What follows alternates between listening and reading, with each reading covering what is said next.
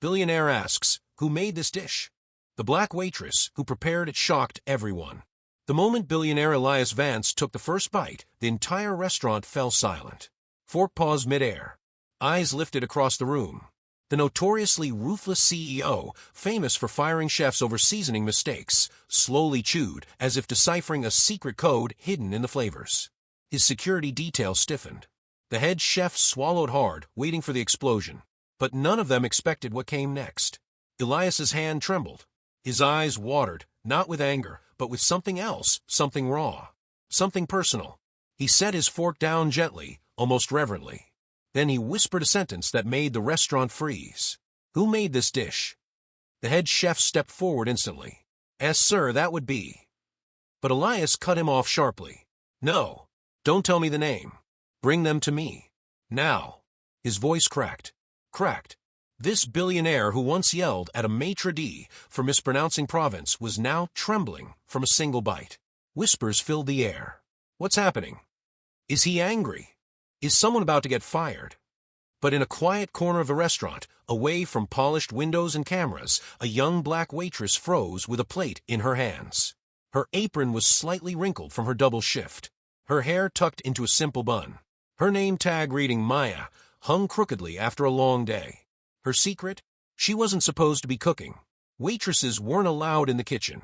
But when the overwhelmed chef begged someone to finish plating one dish, she stepped in, adding the seasoning, the garnish, the final creativity. She didn't know it would be this plate. And now the richest, scariest man in the room wanted the creator.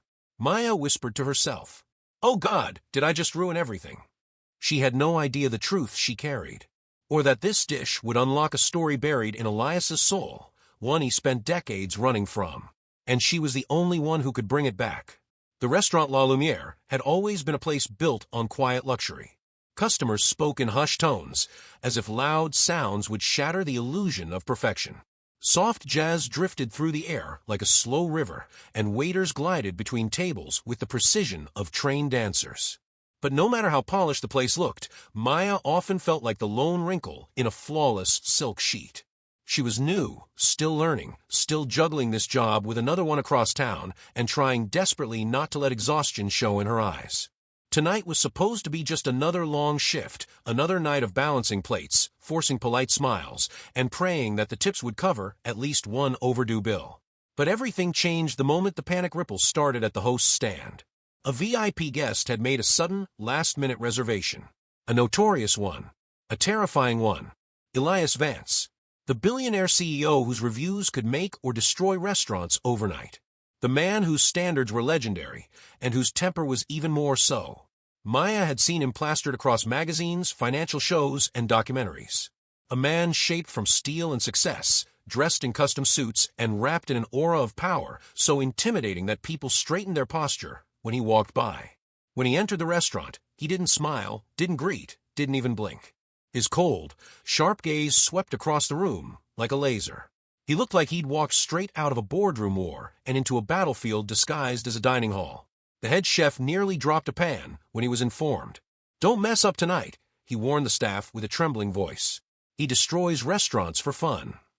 Maya nodded obediently, though she never planned to set foot near his table. She intended to stick to her regulars, deliver food quietly, and survive the evening without attracting unwanted attention. But fate, as always, had other ideas. Chaos in the kitchen. The kitchen exploded into frantic motion. With the sous chef missing and orders piling up, the head chef was red-faced and sweating, shouting instructions like a commander in a collapsing war zone. "Prep that now. Fire table 7. No, not like that." Maya carried plates as fast as she could while dodging cooks, steam, spills, and near collisions. She had just set down entrees for table 4 when a frantic voice yelled, "Where is the lemon zest for table 11? Table 11. Elias Vance's table. A cold shiver crawled down her spine. The chef spun toward her, eyes wide and desperate. "The garnish. The sauce. The plate is missing everything. It has to leave now. Maya, get over here." She froze. "And me?" "Yes, you. You've watched us do it 100 times. Finish the plate." "Chef, I'm a waitress. I'm not even allowed." "No time. Do it." Her hands shook as she stepped forward. The half-finished plate sat under the heat lamp, looking incomplete and vulnerable. The sauce was drying. The garnish was forgotten. A disaster waiting to happen. Her mind scrambled. She thought of her mother, the way she used to take simple food and transform it with small touches. A dash of thyme, a swirl of lemon sage reduction, a pinch of smoked paprika to warm the soul. Maya hesitated only a second. Then she did what she knew. She blended the sauce to give it shine, added the missing zest, sprinkled the thyme, and finished with her mother's signature whisper of paprika. She stepped back, breath trembling. I hope that's okay." The chef didn't even look. He snatched the plate and passed it to a server who disappeared through the dining room doors. Maya exhaled shakily. "What have I done?" She forced herself back to her tables, her stomach twisting with dread. The bite. Only minutes later, she saw it happen. From across the restaurant, she watched Elias Vance lift the fork in slow motion. The way his jaw tightened. The way the room seemed to hold its breath. He tasted the first bite. Then everything changed. His eyes widened just a flicker, but noticeable. His posture softened. Something in his expression cracked open, as if he had bitten into a memory he wasn't prepared to relive. He slowly set the fork down. Then he whispered, not loud, not angry, but shaken. "Who made this dish?" The restaurant froze. Chatter died. Wine glasses paused midair. Even the music seemed to hush itself. The chef marched toward Maya, his face a mixture of fear, confusion, and disbelief. "Maya," he whispered urgently, "what exactly did you put in that dish?" She swallowed hard. "And nothing crazy. The sauce was drying, and I fixed it the way my mom used to. I didn't mean to." The chef grabbed her shoulders. "No, you don't understand." "What?" "He's not angry." Maya blinked in disbelief. The Elias Vance? Emotional. But before she could process it, a tall bodyguard approached. "Mississippi Mr. Vance would like to speak with you." Now. The room tilted. Every table stared at her. Servers whispered behind hands. Customers craned their necks. Elias Vance didn't request people. He summoned them. Maya felt her heartbeat thundering as she followed the guard through the sea of eyes. She feared being fired. She feared humiliation. She feared ruining the restaurant's reputation forever. But deep inside his reaction, behind his trembling voice, she had unknowingly awakened something buried years ago. Something he thought he would never taste again. Never feel again. Never remember again. And this single dish was about to change both of their lives. Maya felt every pair of eyes in La Lumiere drilling into her as she followed the bodyguard toward Elias Vance's table.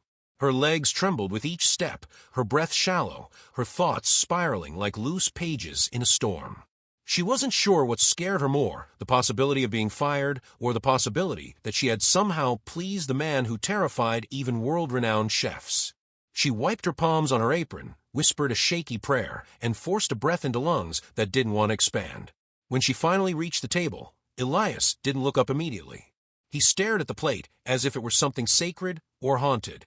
It was only when Maya stopped directly in front of him that he raised his gaze. His eyes, normally sharp, cold, almost metallic, looked softer, and shockingly glassy.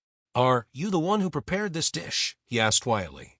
His voice wasn't loud, but it was weighted, like it carried a lifetime of unspoken grief. Maya swallowed hard. I helped finish it, sir." "The chef." "I didn't ask who should have made it," Elias cut in gently. "I asked who did."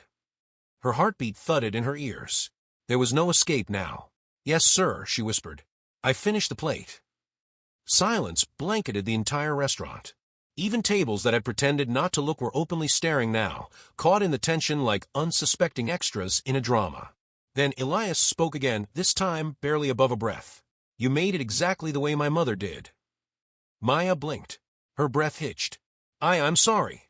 She had no clue what he meant. Elias leaned back, eyes distant as if he was seeing something far away, something not in this restaurant, not in this year, not in this world. "When I was a boy," he said, his voice trembling slightly, "my mother made a lemon sage reduction just like this. It was her signature. The paprika gave it warmth, and the thyme," he inhaled deeply. "The thyme lifted it in a way she used to call hope flavor." Maya's lips parted. Hope flavor? Her mother used to say the same thing, but she called it comfort flavor. Elias continued quietly. "She died when I was 12. And the last meal she ever cooked for me tasted exactly like this." Maya's chest tightened painfully. I didn't know. I'm so sorry. You couldn't have, he said softly. But the moment I tasted that bite, his voice cracked. I felt like I was 12 again, sitting in her tiny kitchen, watching her hum while she cooked. I haven't felt that in more than 20 years. He exhaled shakily. I've spent decades trying to recreate that flavor. I hired chefs. I went to culinary academies. I bought restaurants. But no one, and I mean no one, ever got it right. He lifted his gaze again, locking onto hers with a sincerity she never expected from someone like him. But you did. Maya felt her throat tighten. Sir, I never meant to. I only fixed the sauce the way my mom showed me. She said food should feel like home. A small, fragile smile ghosted over Elias's lips. That's exactly what it felt like. The entire restaurant watches in disbelief. The chef stood frozen in the doorway to the kitchen. The maitre d' looked like he had swallowed a fork. Other waiters exchanged glances, fear, envy, shock, gossip in their eyes. Nobody had ever seen Elias Vance speak this gently. Nobody had ever seen him smile like that. And absolutely nobody had ever heard him thank someone in a restaurant. But he did. He leaned forward slightly and said, "Thank you, Maya." Her name floated between them, warm and unexpected. To hear a billionaire say it, not with arrogance, but with gratitude, sent a current of disbelief through the entire dining room. The unusual request. Elias tapped the plate with a thoughtful finger, breathing slowly. "Maya, may I ask something unusual?" Her heart clenched. "Why, yes, sir." "Could you," he hesitated, surprising even himself, "could you prepare this dish for me again? Personally?" Maya's jaw dropped open. "Me? Sir, I'm a waitress. I'm not trained. I don't even cook here." "I don't need training," Elias said softly. "I need authenticity." He looked at the plate again, as though afraid it might vanish. "There are chefs who create art, but you created memory. And I haven't tasted that memory in half a lifetime." His words landed like soft thunder. Around them, whispers broke out like electricity. Is he hiring her? He might fire the chef. Why her? A billionaire asking a waitress to cook for him. This can't be real. Then something happened that made the entire restaurant gasp. Elias Vance stood. Not abruptly, not angrily. He stood slowly, respectfully, and he gave her the smallest, most humble bow. "Maya, I would like you to cook for me again." She felt dizzy, light-headed. Emotion swelled behind her eyes. She had struggled her whole life to be seen, to be valued, to feel like she mattered. And now this man, this titan of industry, this billionaire feared by Michelin chefs, was bowing to her. I don't know what to say," she whispered, voice cracking. "You don't need to say anything," Elias replied gently. "Just don't leave yet. I have questions. And maybe you have answers." His eyes held a silent plea, a mysterious ache, a longing for something he could feel but not name. And Maya wondered, what part of his past had she unknowingly touched? What memory had she awakened? And why did she suddenly feel that their stories, though worlds apart, were about to collide in ways neither of them expected? Kayla followed Mr. Caldwell through the quiet back hallway of the restaurant, her heart pounding so hard she could hear it echo in her ears. The kitchen noise faded behind them, replaced by the hum of refrigeration units and the faint buzz of fluorescent lights overhead. She didn't know where he was leading her, or why, but every step made her chest tighten a little more. Finally, he stopped in the small private tasting room the restaurant rarely used. A round wooden table sat in the center, soft lights glowing above it. Mr. Caldwell turned to face her, his expression unreadable, though his eyes still carried that stunned look from earlier. "Sit, please," he said softly. Kayla obeyed, clasping her hands in her lap, trying to appear calm even though her nerves were vibrating. He sat across from her, leaned forward, and lowered his voice. "Kayla, that dish you made, the Southern Ember Stew, is impossible." She blinked. "Impossible how, sir? I cook it all the time." He shook his head slowly, disbelief etched into every line on his face. "No, you don't understand. That recipe shouldn't exist. At least not anymore." Her spine stiffened. "What do you mean?" He took a breath, steadying himself. "My grandmother created that recipe in the late 1960s. She was a chef in Georgia, a quiet genius. She served that stew only in her small family kitchen. She never wrote it down. She never shared it. I haven't tasted it since she died. The flavor, the heat, the sweetness, the smoky finish. Kayla, you made it exactly the way she used to." Kayla's heart skipped. That's impossible, she whispered. I learned it from my grandmother. She taught me when I was 8. Mr. Caldwell's eyes widened. Your grandmother, he repeated, leaning closer. What was her name? Kayla hesitated. Something about all this suddenly felt too strange. But she answered quietly, Margaret Holloway. The billionaire froze, absolutely froze, his breath catching as if the air punched him. Say that again, he whispered. Kayla frowned. My grandmother's name was Margaret Holloway. She passed away 5 years ago. Mr. Caldwell dropped his head into his hands, trembling, not in fear, but in shock, maybe even grief. Kayla, he murmured, lifting his eyes, heavy with emotion.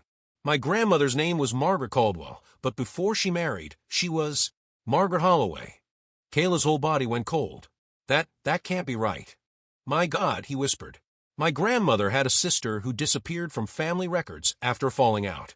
No one knew what happened to her. Kayla, your grandmother, she wasn't just some woman with a recipe. She was my grandmother's sister. That would make her my great-aunt. Kayla felt her breath leave her body in a slow, trembling exhale.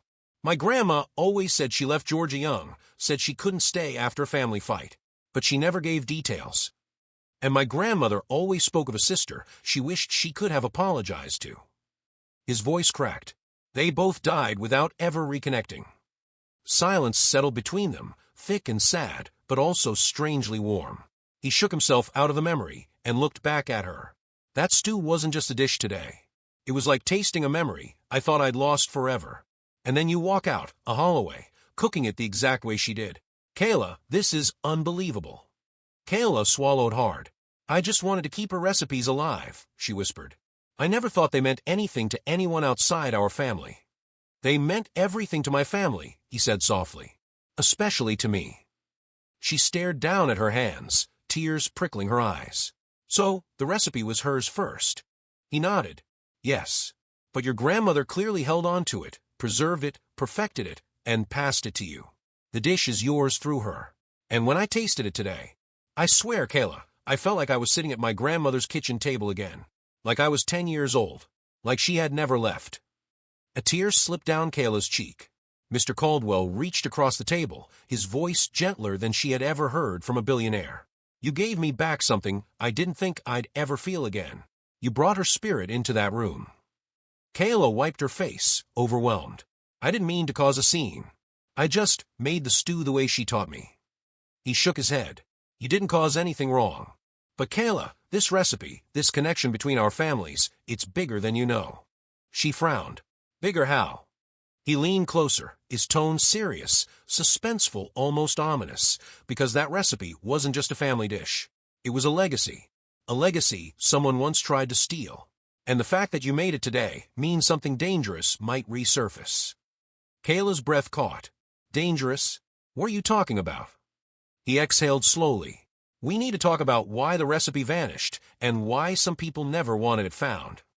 Kayla froze. The room grew cold. Something was wrong, deeply wrong. And whatever secret lived behind that recipe was about to pull her into a story she never knew she was part of. Kayla's hands trembled as she followed Mr. Caldwell out of the small tasting room, the dim hallway feeling longer than it had before. The hum of the refrigeration units seemed deafening now, every step echoing in her chest. Her mind raced, trying to process what he had just told her, the impossible connection between their families, the recipe, and now the implication of some long-buried secret. What was he trying to say? And why did it feel like she had just been handed a key to a locked room she never knew existed? They stopped in a private study at the back of the restaurant, a room Mr. Caldwell used for discreet meetings with investors and friends. The walls were lined with bookshelves and framed photographs of family gatherings, charity events, and long-dead ancestors. He gestured for her to sit, but Kayla remained standing, her curiosity mixed with apprehension. I know this is a lot to take in, he said, voice low, almost hesitant. And I don't expect you to understand it all right away. But I need to tell you the full story, the story behind this recipe, and why it disappeared from our family in the first place. Kayla took a deep breath and nodded, her pulse quickening. I'm listening. Mr. Caldwell leaned back, hands clasped together, eyes distant as if staring through time itself. Decades ago, my grandmother, Margaret Caldwell, had a younger sister, your grandmother, Margaret Holloway. They were inseparable as children, sharing everything, except for one thing, the family's culinary legacy. My grandmother was expected to inherit it, but your grandmother had natural talent. When a bitter disagreement erupted over control and recognition, she left. She took the recipes that weren't hers yet were her birthright, including the one you cook today. Kayla felt her stomach twist. So, my grandmother left to protect herself? Yes, he said softly. She feared her family would try to use her talent for personal gain. She wanted to live on her own terms. But in leaving, she vanished from all records. No one knew where she went, no one kept track. And my grandmother, she regretted it until the day she died. Kayla's voice caught. I always wondered why my mother never talked about her family. She said she wanted to keep our past private, but I never knew it was connected to yours. Mr. Caldwell's eyes glistened with emotion. That's exactly it. And now, decades later, you've unknowingly resurrected that history with a single dish. But there's more, Kayla, a danger that's been waiting in the shadows all these years. Kayla froze. Danger? What kind of danger? He took a deep breath and lowered his voice. When your grandmother left, she took the family recipes that hold more than flavor. There are individuals, people in the culinary and business world, who knew the value of these recipes and would go to extreme lengths to recover them, to claim them, to exploit them. That recipe you made today, the one you prepared instinctively, without knowing its history, it's one of them. And now, by recreating it, you've drawn attention. Kayla's chest tightened. Attention? From who? What do you mean? He leaned forward, voice barely above a whisper. People who would kill for it. The words struck her like lightning. Her hands gripped the edge of the chair to steady herself. Kill for a recipe? It's just food, just a stew. No, Kayla, he said, voice urgent but calm. It's not just food. It's legacy, heritage, memory. And some are obsessed with keeping it exclusive. Some are obsessed enough to hurt anyone who threatens that exclusivity, including your family. Her mind spun. Memories of her mother, her grandmother, the little lessons in the kitchen, they all seemed to take on a new, urgent significance. Suddenly, her mother's insistence on secrecy, on privacy, made sense. She had been protecting them. Not just their lives, but something far bigger. Kayla swallowed hard. So, you think someone will come after me because of the dish I cooked? I don't think, he said slowly. I know. That dish is proof that the recipe still exists. And that proof could be dangerous if it falls into the wrong hands. But his voice softened almost tenderly. There's also hope. Because you, Kayla, are part of the reason this legacy survives, and because you have the power to honor it safely the way your grandmother intended. Tears welled in her eyes. I just wanted to cook like my grandmother. I never imagined it would matter to anyone like this. He nodded. And that's exactly why you're the right person for what comes next. The world may be complicated, filled with greed and power, but the truth, the legacy, and the love embedded in that recipe, they are yours to protect. Kayla's hands trembled, not from fear this time, but from the weight of the revelation. Her grandmother's secret had been handed to her in an instant, a bridge between past and present, between families torn apart by pride and circumstances. She looked up at Mr. Caldwell, eyes wide. What do we do now? He gave her a small, steady smile, though his eyes remained serious. We honor it. We keep it alive. And we make sure no one can exploit it. Together. A shiver ran down Kayla's spine. For the first time in her life, she realized that the simple act of cooking, the simple love for a family recipe, had brought her into a world she never expected. A world of legacy, family, and danger, but also of hope, connection, and purpose. And at that moment she understood. The recipe she had prepared was far more than a dish. It was a story, a bond, a key, and she held it in her hands.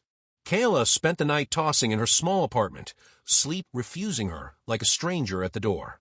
Her mind replayed every word Mr. Caldwell had said, the hidden family connection, the recipe that shouldn't exist, and the shadowy danger that now hung over her. She stared at the ceiling, hands clasped tightly, heart pounding. She had always thought of cooking as a comfort, a way to preserve her grandmother's memory. Now it felt like a weapon, or a responsibility that could cost her more than just peace of mind.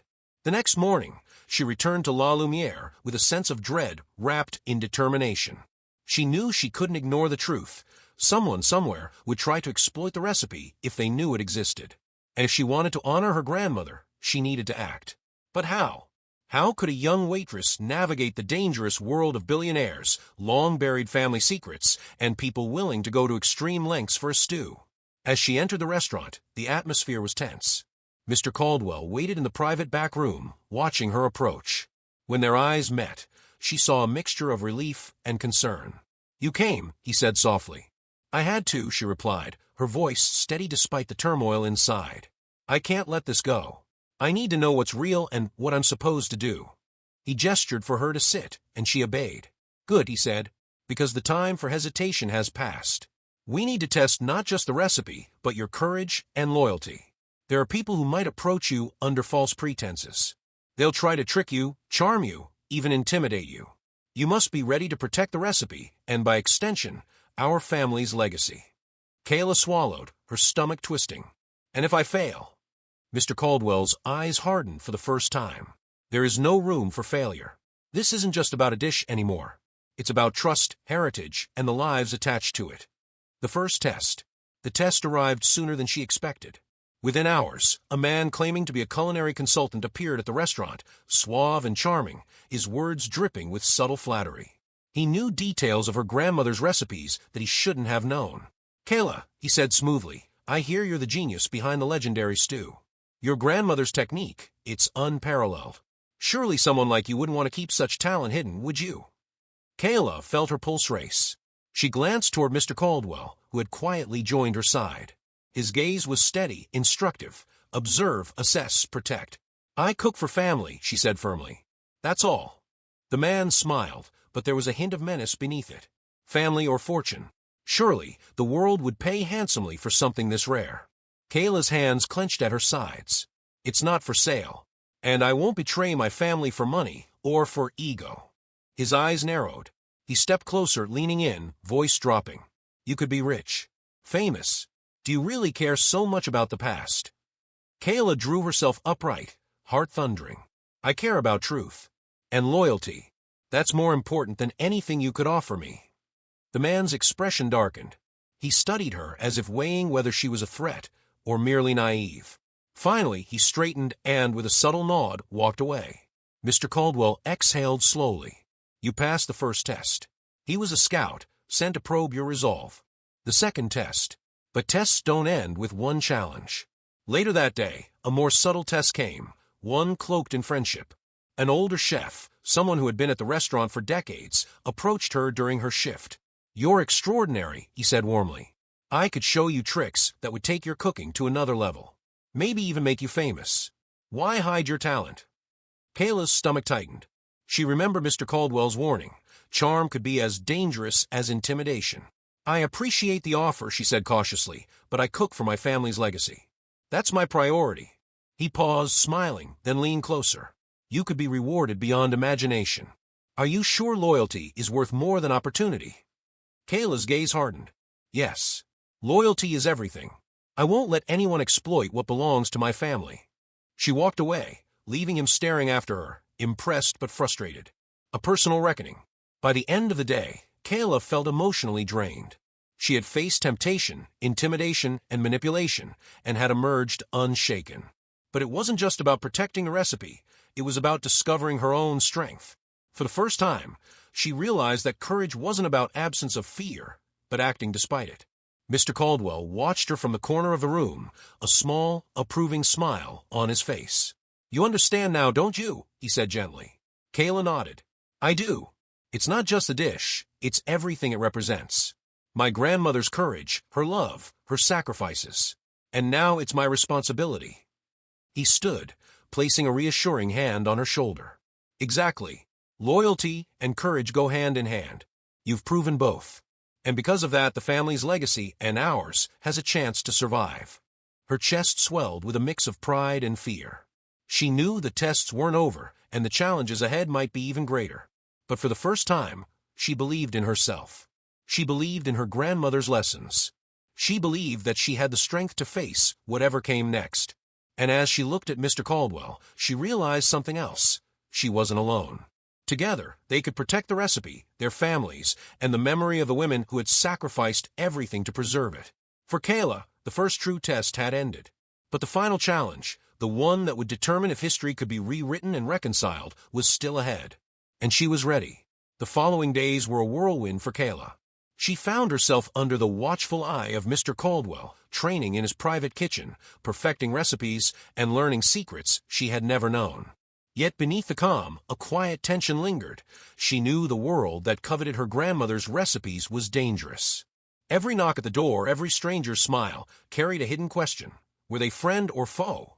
It was late one evening when the final test arrived, one Kayla hadn't expected. She was alone in the kitchen, carefully preparing her grandmother's signature Southern Ember stew for Mr. Caldwell, when the door burst open. A man in a sleek suit stepped inside, eyes cold and calculating. "You've done well so far," he said, voice smooth as polished stone. "But now it's time to see if you truly understand what you're protecting." Kayla's heart pounded. She recognized the danger immediately, the same man from a first test, but now not pretending. The charming disguise was gone. "What do you want?" she asked, standing her ground. He smirked. "That recipe. Hand it over and no one gets hurt. Refuse and you may regret it." Kayla glanced at the pots and pans around her, then toward the door. Fear clawed at her chest, but determination burned brighter. This was the moment to prove her courage and her loyalty, not just to the recipe, but to her grandmother, her family, and herself. "I won't give it to you," she said steadily. "That recipe belongs to my family, and I won't let anyone use it for greed or harm." The man's expression darkened. He took a step forward, then another. Kayla's mind raced. Every instinct screamed to run, but suddenly the kitchen door burst open again.